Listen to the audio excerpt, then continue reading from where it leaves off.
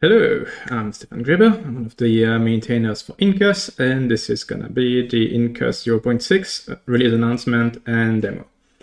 So, Incus 0.6 has been out since yesterday. It's another pretty great release, actually pretty packed as far as new features as well, considering the limited development time on it. So let's go through the list of new features, and then gonna do the demos whenever possible. So, main feature for this release, something that quite a few people have been waiting for, is a new way to handle storage in clustered environments. Specifically, if you need some kind of shared storage to easily do things like live migration, automatic recovery, that kind of stuff. Up until now, our solution to it has been using Ceph, which provides a fully software-defined distributed storage mechanism with replication across multiple systems. Everything goes over the network. It works, but it can be a bit difficult to set up sometimes. Also uses a lot of resources to actually operate.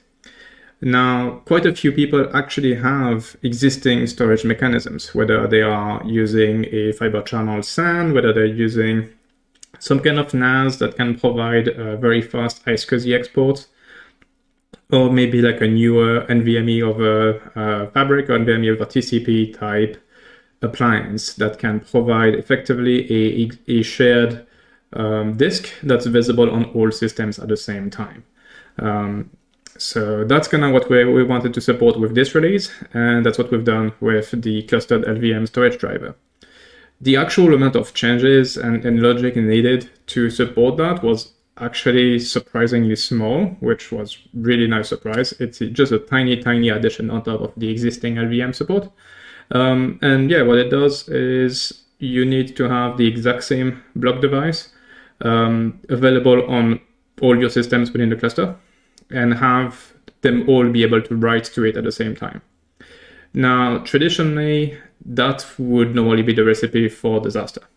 You never want to have the same block device exposed on multiple systems and used on multiple systems at once, because unless you've got some kind of fancy locking manager and all that kind of stuff, it's very risky. They could end up writing on the same thing and corrupt data.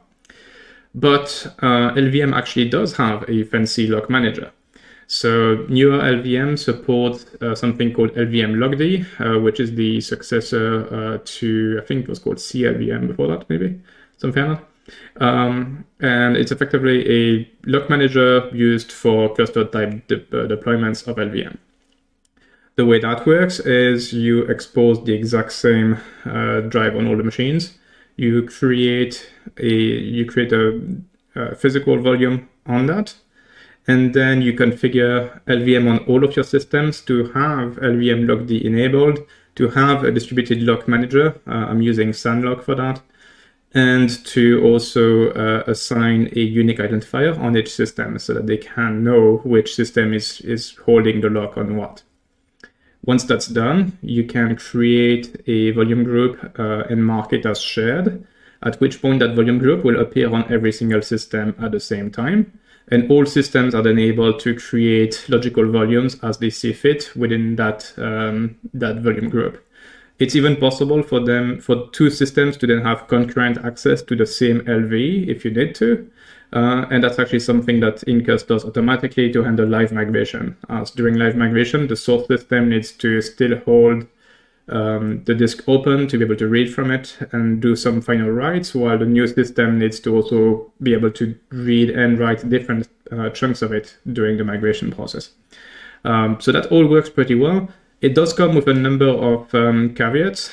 Specifically, you can't do thin pools in a good way on top of that. Thin pools are effectively treated as volumes, which means they can only be used from only one system concurrently.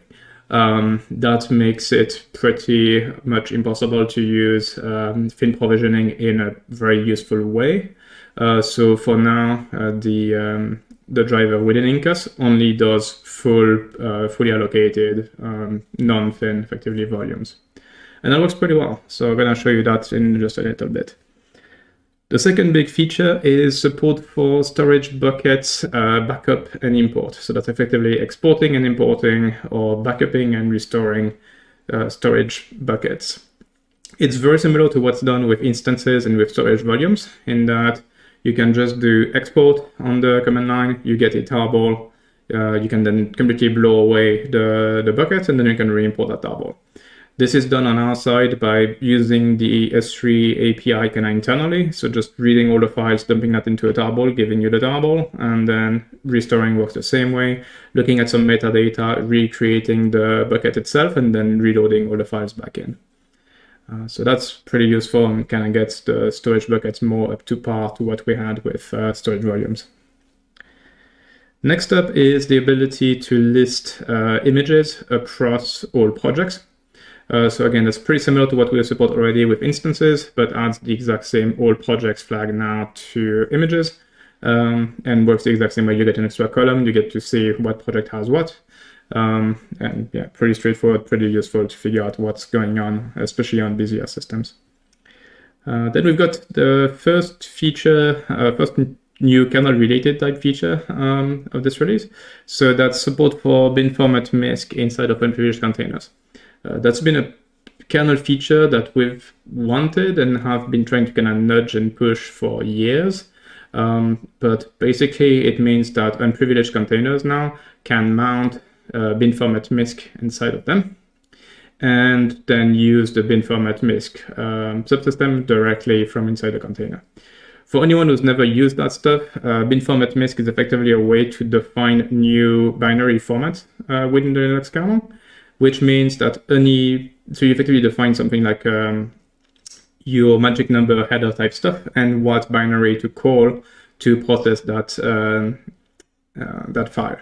And that's what's used by things like QEMU user static to do cross-architecture emulation. So it effectively registers the header of an ELF ARM64 binary, for example, for ARM.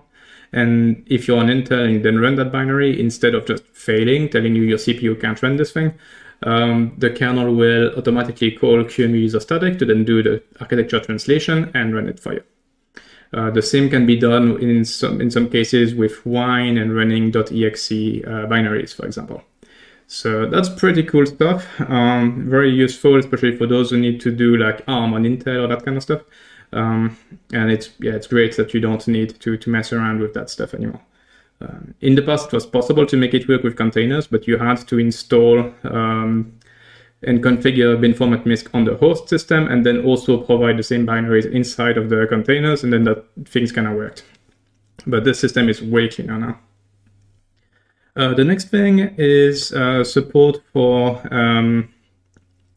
better handling of shared block volumes. So as you may know, inside of Incus, you can create custom block volumes, which are then attached as disks to virtual machines. Kind of similar to what I was saying with LVM earlier, usually attaching one of those to multiple instances is considered to be a very bad idea because of the risk of data corruption. But there was no real restrictions up until that point in doing that with Incus. So now there is. Now we've got a new config key called security.shared, which defaults to false, and will effectively prevent the same block volume to be attached to two VMs or to even be attached to a profile, unless it's set to true first. So the user has to effectively confirm that this is actually a shared block, this is fine, they know what they're doing, they either run a distributed file system or something like that on top of it, or it's meant as purely like backup standby, well, like active standby type scenario where it's only actively used in one VM at a time. The next one, and there are actually a few more things behind the scenes, but there's been some other improvements. We're still actively working to move things to the new libvsdb backend, and a few more things have been moved over in this release. That's effectively invisible to anyone other than it being maybe slightly faster. But we also added a new field. So if you do Incus network info on another network, in the past, we were already showing you what machine is the active gateway chassis. In this case, we can see Abydos in this case is the active chassis. But now we also get you the name of the logical router. That's particularly useful if you look at the OVS and BCTL output or something like that to try and figure out what's where, because now you actually get the name that's used within Oven for your Incus network. So that's pretty convenient. The other thing we've done kind of behind the scenes is for users that use Oven Interconnect, it's important to have static routes in place for some of the internal objects, things like load balancers and network forwards. So we now do that. We automatically add those static routing entries, which means they then propagate through the advertisement mechanism of an interconnect.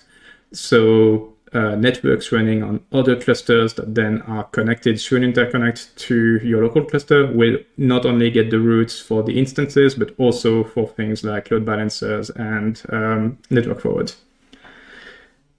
Next up, file ownership and permissions in image templates. So that's something that came, I think, through Debian, where we do have that template mechanism in our images that you put a file that's actually going through a full thing called Pongo, but it's effectively similar to the Django templating engine, to render a file based on the number of variables that we expose. But up until now, those files could only be basic text file, non-executable, no control on who the owner or the group is for the file. That worked perfectly fine for the standard thing we would do, things like etc host name, those kind of things. But if you wanted to actually template a shell script, like an init script or something like that, that wasn't possible. Now with this recent change, it is. So if we scroll down here, we can actually see I've got a file here called hello.sh with UID 1000, GID 2000, and the mode is executable at 755. And now if we run that, the resulting system does show exactly that ownership and permissions, and it's executable. So that's a useful addition for anyone who needs to template shell scripts effectively. Next thing is something that I think most people don't even know we had. If you're interacting with remote servers and you're not using OpenID Connect, then you're using our TLS-based authentication mechanism. When you do that, your client has both a user certificate and a user key. Getting access to that key means you get to control anything that your user is allowed to control, which could be a security risk. And so something we've supported in the past, but only for RSA keys, was encrypting the key. So if you were doing normal encryption through OpenSSL, then your key would be protected and you would get a password prompt every time Incus wants to use it. That wasn't really ideal and not something we really advertised, because the way OpenSSL does encryption relies on an MD5 hash, which can be brute forced reasonably easily. So there's some security concerns around that. And the other thing was that, well, it was only for RSA keys, and we moved to elliptic curve keys quite a while back. So most keys wouldn't work anyways. And then the other thing is that Incus actually needs to do a lot of connections. And if you're using a shell script that just calls the Incus command repeatedly, every one of those are going to call for the password, and you're going to have to enter your password over and over again, which is not really practical. But that has changed now with Incus 06, because we started using, well, I did support for SSH type key encryption. So you can use SSH to encrypt either an elliptic curve or an RSA key. That encryption is much better. It doesn't rely on MD5. And the other aspect of, so that works also with EC keys, so it just works out of the box. And the other benefit is we now have support for keep alive mode in our client, which effectively maintains the backend server connection for up to a number of seconds. I mean, you can configure it. I think I usually run it with like 30 seconds. If you do that, then when that backend connection first establishes, it will prompt for the password, but it's not going to be prompting you for anything you run afterwards. So it will only prompt if you then do nothing for 30 seconds or whatever time you configure for the keep alive, at which point it will ask again.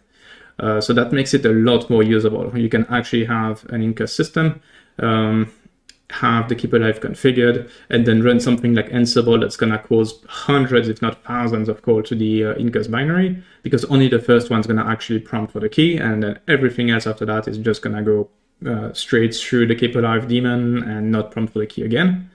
And at the end of that, wait 30 seconds or something, the keep alive daemon goes away, and then the next interaction requires the key again. So yeah, that's much better improvement, and I think it's going to make this feature actually useful compared to what we had before. And lastly, LXD2 Incus has seen some improvements. So we now support handling the packages on Void Linux. So that means detecting both the LXD source and Incus target and properly stopping the services, starting them back, transferring data, and removing the package at the end. So that works pretty well for Void. Also done a few pieces of work here and there. I noticed a instance config key that we don't support, but that LXD has. So now we're detecting that and complaining if it's set. Also added support for SSL on Oven databases. So I was migrating a customer of mine and they were using MicroOven with SSL authentication.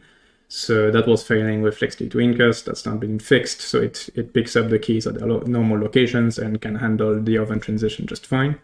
And also we had a number of people run into issues because of the image server phase outs that we're doing, where they would use LXD, not be able to find the image they want, move to Incus to get the image they want, and still not see it. And the reason is that LXD and Incus both cache the image list for some amount of time. And so as part of the transition, we were transitioning everything, including the cache, which was then causing the same issue on Incus. It's one of those cases where like they would file a bug, and by the time they go and look at it again, it would work because the cache had expired. It was a bit annoying. So now the migration tool just wipes the cache automatically during the migration, so that issue no longer happens. And that's it for the new features. It's quite a long list and pretty varied too. Like it's great to see improvements that are mostly like for cluster Oven type users, the new LVM, custard LVM stuff, but also improvements for normal kind of standalone users with the EC encryption or the storage bucket or the templating stuff, as well as even like pure container features like the bin format skin and privileged containers. So it's really well balanced, really is really quite interesting. All right, so let's look at those features. Clustered LVM storage driver. All right, so here is a shell, and that's actually the same machine I used for the demo just within the announcement. But this is on my laptop. I've got 3 VMs, which are called LVM01, 02, 03. And all of them see the exact same block device, which is this thing here. I think we can probably do like block ID or something on it, just make sure it's actually the same. We'll actually see it is registered as LVM. Okay, so this is the exact same block exposed to all 3 VMs. And what I then have, so I cannot show you the config that's involved. It's listed in our docs, but effectively in LVM, I do have, I think, something in here. Yeah, so in my lvm.conf, I've got use LVM logd set to 1. And then in local or LVM local.conf, we can see another thing here, just that line, host ID 11. And the way I've numbered things, this one is host ID 11, then you've got 12 and 13 for the other two. Once you've got that, then you effectively have the locking mechanism mostly in place. I'm using SandLock, as I mentioned. The way that works is it actually uses a small LV for locking purposes. So you don't need any kind of network connection or anything between the 3 systems or between whatever number of systems you've got in your cluster. So long as they all see the same LVM deployment, they all see that locking LV, and they can use that to manage their locks and communicate effectively between themselves. Now, if we look, I'm going to have one PV here. The SIM's going to appear on all of them. And I don't currently have a VG. And you can see that it's currently complaining that there's no lock space found or started. That's because there's actually nothing shared right now, so that's fine. Now let's try to do VG create. And that's the new flag. You need to mark it as shared. Then call it VG0 and then pass the block device. Okay, so we can see it's enabling the SandLock global lock. It's creating the LV for the locking itself. It's creating the volume group. It's starting the locking mechanism. And that can take, I think they say between 30 seconds and 3 minutes. I'm not sure exactly why those two numbers, but that can take a little while. Okay. At which point we do have a VG here, and we can see that the other two also sees it, but still complain about locking. That's fine. I believe it's because you need to actually do the lock start on them, and it's complaining. Okay, let me figure out how to reset this stuff. That's one issue I had in the past, especially during development. If you just delete and recreate the same VG kind of over and over again, you usually end up in that particular situation, which is a bit annoying. Let me just try the easy way. I'm just going to reboot those two, because those machines had that shared VG already that I then deleted for this demo. And yeah, something got confused. So let's try and just reboot. I think the reboot cleared everything last time around. In general, not really an issue, because you're not very likely to actively create and delete the exact same volume group multiple times. It's really a thing you do once on your cluster. It's a bit of an issue for me, because obviously I've got to test this stuff. So let's see. Okay, it's rebooted. We see the PV, it's good. This one is still a bit mad at me, but it says log space is starting. So there's a good chance that we're just waiting for LVM to actually activate, and then we'll be fine. Yeah, there we go.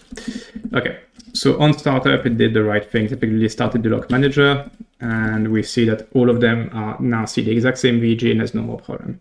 So if you ever run into that stuff because you've got to like create and delete your shared VG multiple times, easiest way is just reboot. That clears any leftover kernel state, daemon state, log state, and you're then good to go. Cool. So now let's go ahead and create ourselves a storage pool. So you need to do it on all three machines like normal clustered storage. So first machine, just tell it what the VG name is. As far as I know, the VG is always the same name on all machines. I don't think there's a way to make it different, but if somehow it's got a different name, then you can specify it that way. Once that's specified on all of them, then create it globally, and we're done. So we now have a new storage pool called CLVM in this case. If we look, there's currently no LVs or anything on there. That's fine. Again, there is no thin provisioning, so you don't get a thin pool created. You just see nothing. It's perfectly normal. Next, we're going to just be adding that to our default profile. So add a root disk / the pool is CLVM. Okay. And let's go for the more complex use case first, because why not? So we're going to be creating a new VM. Let's pick Ubuntu 2204 as a VM. Don't really need anything specific or CPU or RAM, but what I do need is override the root device a tiny bit and set the state storage to be 1 gig to match the memory size. And I need to enable migration stateful. Okay, so this is effectively the setup needed for a live migratable VM. So I'm turning on migration stateful, which tells Incus that, hey, you need to restrict kind of the set of devices and stuff that you can use, because this is going to be live migrated. And the state storage is in place, so you can also do stateful snapshots and stateful stop by having the VM state be stored to disk. In a pure live migration case, it won't actually be used, because it's just going to move directly from one machine to another without hitting the disk at any point. But it's still useful there. All right. I also believe that my network is not a properly shared network. It's not Oven. It's not even a shared VLAN. So the network is going to actually break during live migration, because each machine has its own Incus BR0 bridge. That's fine. That's not the point. The point of this development environment is really to just show the storage side of things. So we do have the VM up and running here. Looking at the LV list, we can see the usual 2-volume combo. So the VM file system drive is 1 gig as configured. That's so that it can store the state, and the VM itself is 10 gigs large. And it's currently running on Incus 01. So let's go and move that to 03. And in this case, like the only time we actually have is because of back and forth to serialize, well, to look at the memory and transfer it. The actual storage is not moved at all. As I mentioned, what actually happens is the locks are temporarily changed. So for a small amount of time, the lock actually is configured to be non-exclusive, so that both the source and target servers can access the VM at the same time during the migration, and then it's moved back to exclusive at the end of it. So we could see that earlier we had two different flags saying that it was active and open. Now it's no longer active and open because it's active and open on the machine that it's been moved to. And again, if we just go here, we can get straight back into the VM, and we should see the uptime is 1 minute, so it's never been stopped.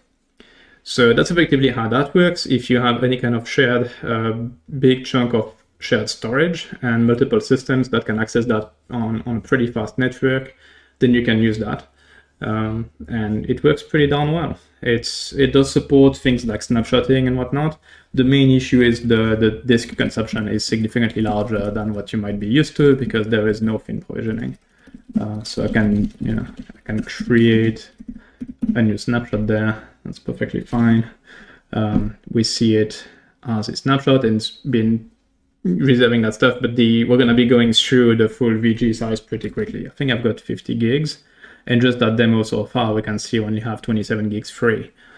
The good thing is that most people who deal with this kind of stuff, with like a large, whether it's Fiber Channel SAN or big iSCSI or NVMe over Fabric or that kind of stuff, often already deal with very large storage pools that actually get you better performance if it's not using thin provisioning anyways. So that actually gets you pretty good throughput out of it. All right, so next. Storage buckets and import. So this one I'm going to mostly be copy pasting what I have in the demo here, but maybe show you a few more things. So the first thing is just gonna set up. So my system has a bucket address here that's set to just localhost. Normally you would set that to an actual public IP that you can use elsewhere, but for testing, I've just set it to localhost. So I've got an S3 endpoint on that local port. Next is I'm going to create a new bucket, but I'm actually wondering if I don't already have one. No, okay, I cleaned it up. Good. Oh, and now it's complaining. Okay, so I actually do have one, just not in this project. Let me just delete it. So foo, and it's probably in project default. Yeah, on the default storage pool. Okay, so that's fixed. Just a reminder, because of that failure, the bucket names are actually global, they're not per project. That's why even though I'm in a different project for this demo, I still hit the conflict because the name was used elsewhere. So creating a new bucket called foo. That's easy enough. And that gets me my access key and secret key. That's cool. Next up, I'm going to create a random file. So I did, I think it was like 40 megs. Yeah, it's 40 megs. So just a random 40 megs large file called at.img. There you go. And then I'm going to upload that. So I'm using S3 CMD. So that's the Amazon S3 client, I believe, with a lot of arguments. I can just go through those quickly. So host bucket is where that's going. So both host and host bucket are set to my local machine. Because I don't run with a valid certificate, I'm doing the no check certificate. Then the access key, that needs to be replaced with my current access key. Here we go. And then the secret key, also same thing. And after that, the rest is pretty straightforward S3 commands where I'm just saying I want to put this file into the bucket called foo. Okay, done, uploaded. Then if I do ls instead, we can list the content of the bucket. And that's all good. So now to export this thing. So storage, bucket, export, foo. Pool is default, bucket is foo. Export. And we now have a backup file. If we go look at the inside of this thing, we can see it's got an index with some metadata, and then it's got the actual content of the bucket. In this case, just the at.img file. So I can now go ahead and delete the bucket. And instead of creating it, I can import it by just doing the storage pool we wanted and the backup file. And when it restores, it doesn't just restore the content, it also restores the access keys. So that's why I can immediately go back to this and it works. So that's the extra value of having that index file. You don't need to like start putting all of the keys manually back in place and everything. It actually restores everything that included. And that's how you do a backup and restore of a storage bucket within Incus now. All right. Next up, listing images across all projects. So that's pretty straightforward, and hopefully, I don't know if I actually have any, I cleaned up my images earlier, so it might not be super exciting here. Let's see. Oh, actually it's fine. So it does show, I've got 2 images in my default project and 1 image in the demo project. There's just one thing worth mentioning here. Even though the feature exists and the column exists and all that stuff is good, and the API works fine, there was a small bug in the actual 0.6 release that made the default, the project column, that first column, not always show up. So that's been fixed now. I sent a fix last night, and we're gonna have it included in the packages that I produce. But if you are on a system which didn't get that, you're gonna need to manually use the commands, the column names. So for that, if you look, we have a list of columns defined here. So you're gonna want to do something like all projects, and then column, let's say project name. Then we can do the short fingerprint and maybe the description and I don't know, the site, something like that. So if you do that, that's gonna work even with the that small bug in 0.6 proper. But as I said, like anyone using my own packages are gonna get a cherry pick for that tiny fix to just make things behave the way you see them now. All right. Next is bin format MISC in privileged containers. All right. So for that, you need a very recent kernel. You need 6.7. I'm running 6.7.5 from my own kernel package repository here. So I'm good. I support all that stuff. Now, let's launch, again, I'll just do Ubuntu. So Ubuntu 22.04, container, there we go. If I go in there, let's see kind of how that stuff looks like, because systemd makes it a bit weird. So if we look for bin format, there's nothing. That's fine. That's because on kernels that support it, Incus no longer mounts it for you because it can be automatically mounted. The problem is systemd uses AutoFS. AutoFS itself doesn't work in containers, so it won't automatically appear when you try to access proc sysfs bin format. Instead, you either need to mount it directly, as I showed in the release announcement, or you can manually have systemd kick it. So if you do systemctl start bin format MISC and use to the mount unit, not the auto mount unit, that should work just fine. And there you go. And then there you have it. We could probably try installing QEMU user static. I haven't actually tried that yet. Which should then register a bunch of stuff in there. So let's see. It is it's complaining a bit. Yeah, it didn't fully register, so I'm gonna have to look into that. But yeah, the file system is there. You can mount it properly. You can interact with it properly. I'm just gonna have to figure out like what was the permission error exactly that this ran into, and whether it's a Incus bug or kernel bug or packaging bug or what. This is an extremely new feature. So again, it's 6.7 kernel only. It's quite possible that there's still some glitches to resolve on the kernel side or in user space. I'm using Ubuntu 22.04 here, which obviously far predates this being possible, so it's normal to expect a bit of bumpiness.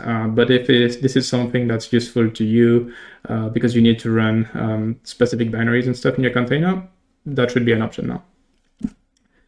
Right. Then control over shared blocked storage volumes. So for this one, I can actually show you the underlying thing for my LVM cluster.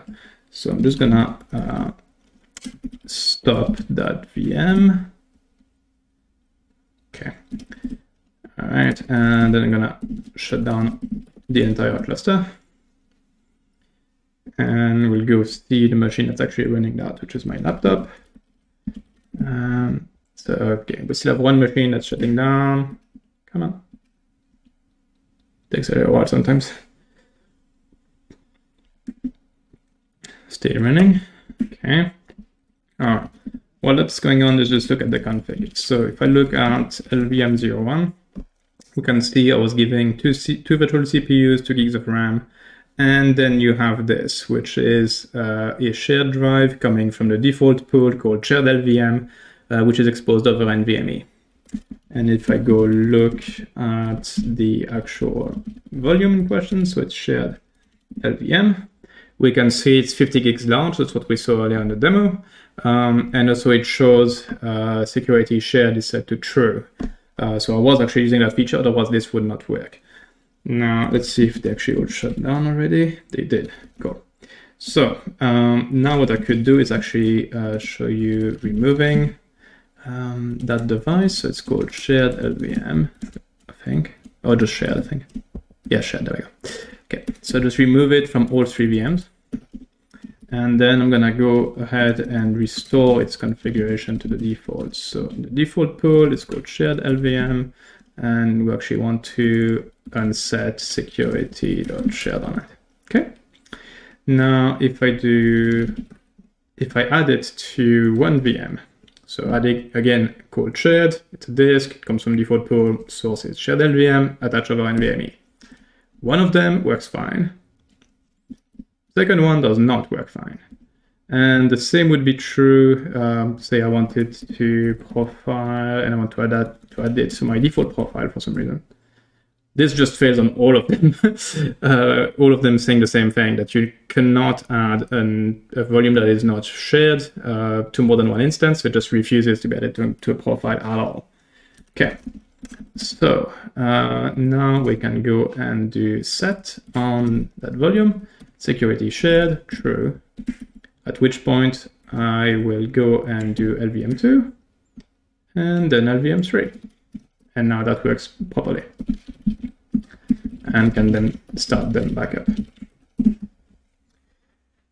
So that's basically that configuration. It avoids a bunch of accidental problems. You know, just attaching the thing to the wrong VM, having multiple VMs accidentally use the same device at the same time and then corrupt your disk.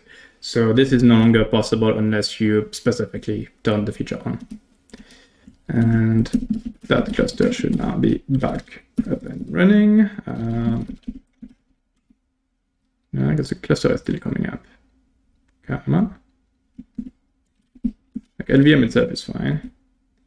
Okay, error state. Okay, we're good. That's just starting back up. And then get the VM back up and running. There we go. So that's how that worked, and that's the new security shared configuration. Next up is Oven Logical Router. So for that, I'm actually going to show you pretty much the same thing as the demo again. So taking this system, if I do network info on one of my clusters using Oven, and I do see the default network, I think I've got the demo project maybe. Yeah, okay.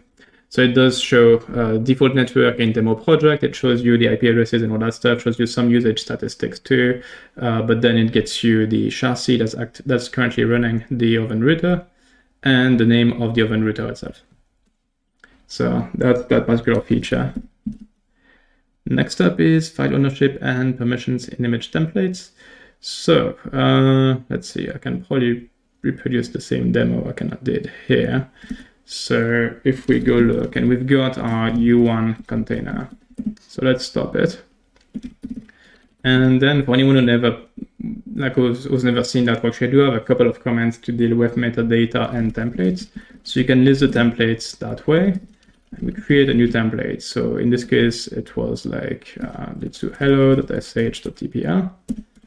And then edit the template itself.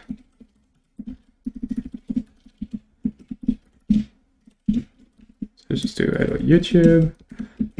Okay, so that's the template itself in place, but so far nothing uses it. So you need to actually do metadata edit U1, and then actually put an entry in place for the template. So what I would do is say /root/hello.sh, and then we want that to trigger on every start. Create only false so that it gets recreated every time. And then the template for it is hello.sh.tpr. Okay. And now if we restart the instance, let's stop already. Whoops, forgot about that. Okay, so if we start the instance,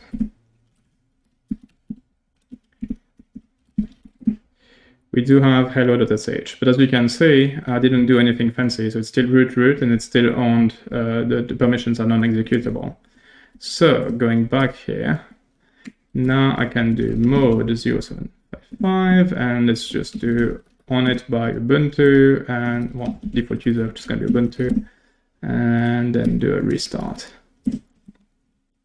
And because I don't have create only, it should get recreated. Or apparently not. Just reboot this thing. Oh, that's what create only was doing. But maybe I misremember. Okay. Anyway, so yeah, Ubuntu executable hello.sh, and it's working. So that's for that one.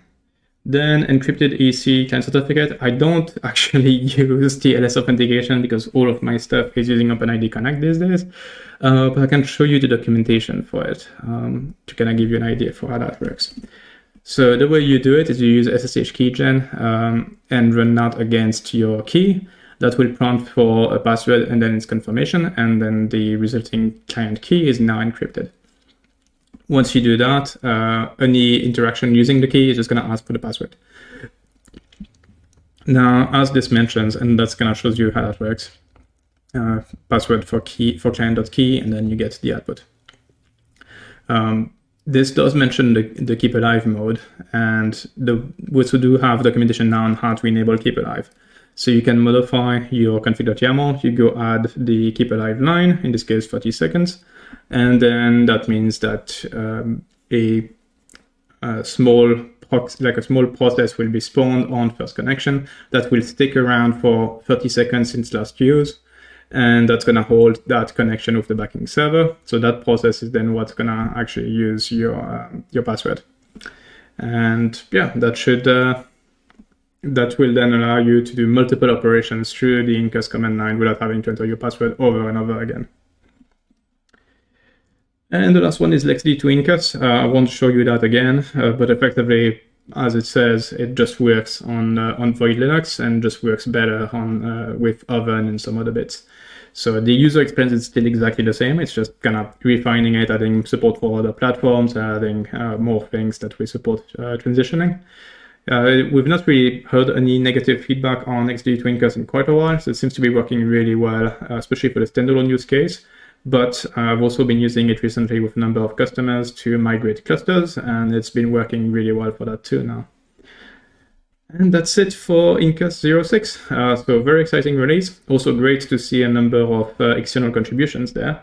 Of note, the storage bucket backup and import that was contributed by a new community member, who's also one of our maintainers for the Terraform Incus provider. And then listing images across all projects, also a community contribution, I think second contribution from that particular person. So that was good to see. And same thing with the security shared feature that also came from someone else in the community. So just a reminder that if you want to get started with contributing directly to Incus, we've got a bunch of issues that are marked as easy. Easy can be a bit of a misnomer, as Fabian, who worked on the storage buckets backup and import, would probably agree with. This was a pretty big feature, but the easy tag actually doesn't mean that you will do it in 5 minutes. It mostly means we've actually scoped this thing, we actually understand everything that's going on. There shouldn't really be surprises. So you're not likely to kind of start spending a bunch of time and then just like hit a dead end because there's something we didn't think of. So yeah, issues marked as easy are really available for us to provide mentorship and help and get you going with Incus. All right, I actually feel like we had another contribution, I think, from the community. Oh, it wasn't a release. I think it wasn't a new feature. I think it was a bug fix. Anyway, always great to see a bunch of people also contributing, not only with bug reports and details, but also sending us actual new features and bug fixes. So it's always really good to see. And that's it for Incus 06. It should become available to pretty much everyone in your different distros over the next few days. Take it for a spin. If there's any issue, feel free to comment down below or on the community forum. And I'll see you in the next one. Bye.